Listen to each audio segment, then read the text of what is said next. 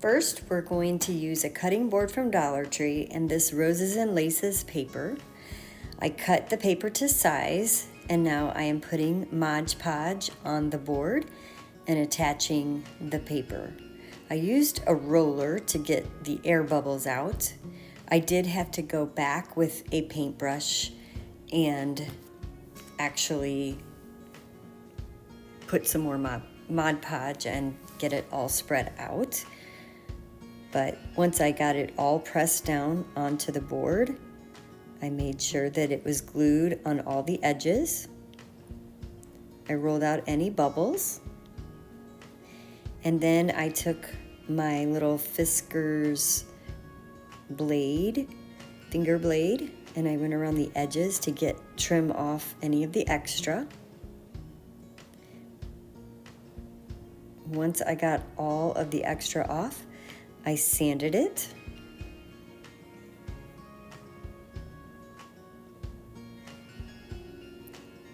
Made sure the corners were down.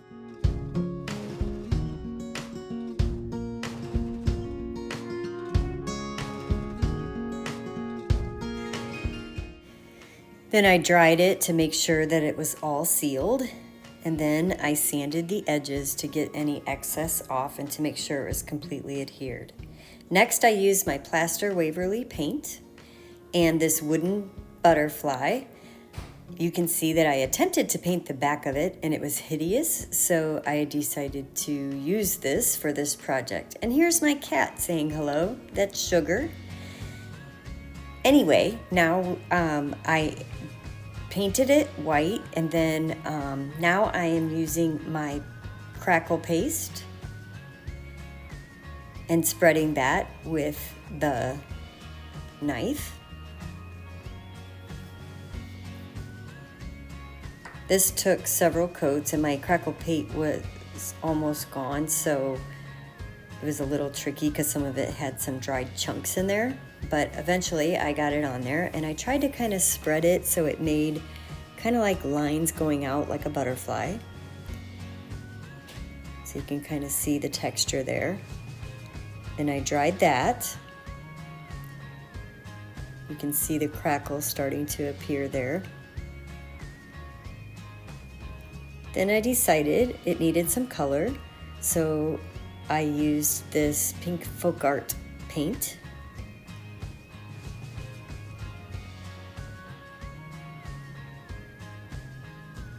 And I painted the whole butterfly with that.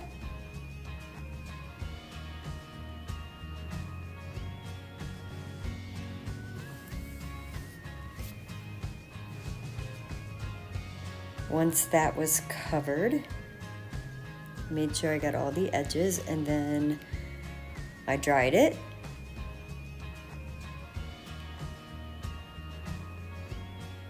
And then I used the Antique Waverly wax. And I started out with a baby wipe, putting it on, and just kind of rubbed it all around. And then I went around the edges to make them darker with the paintbrush, and also in the middle of the butterfly. I added a little extra to make it look darker. Then I decided, after drying it, it needed a little more, so I used the plaster again and dry brushed some white back over.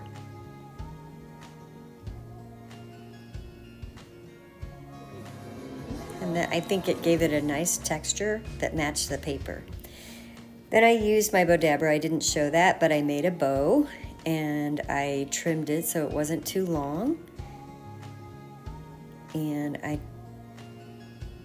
decided that I was going to place it on the butterfly. So I kind of held it where I wanted it and hot glued it and added a button.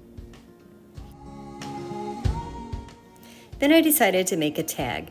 So I got a piece of white cardstock and punched a little tag with my tag punch. And I used Antique Waverly wax to just kind of go over the paper a little bit and wiped off the excess. Then I went around the edges with some ink, that antique ink, distressing ink. And then I used a stamp that I had in my stash, and it says, "Love Your Life." Just thought it was cute. And then I went back around it with the ink pad. Well, first I wadded it up so it would get some wrinkles in it. I've definitely seen lots of people do this technique, and I really like the way it looks. So I decided to try it, and there's the tag. Then I thought, oh, I think it's a little white on the edges, so I'm going to use the antique wax all around the edges to make that a little darker, and I just wiped it off with the wipe just to give it that stained look. And then as I was going, I decided, I might as well do the back of it too, so I did the back of the board, even though you're not really going to be able to see that.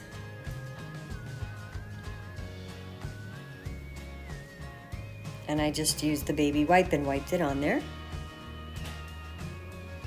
And then I went around the edges where the paper was on the outside just to make that a little more antique and vintage looking. So I used the paintbrush and the antique wax around the edges. And there it is. Then I decided it needed a background. So I had this basket, and I used E6000 and hot glue to attach it to the basket, and now it's a wall hanging. I hope you enjoyed watching how I made this beautiful little butterfly for springtime. I hope you're having a wonderful day, and thank you for watching.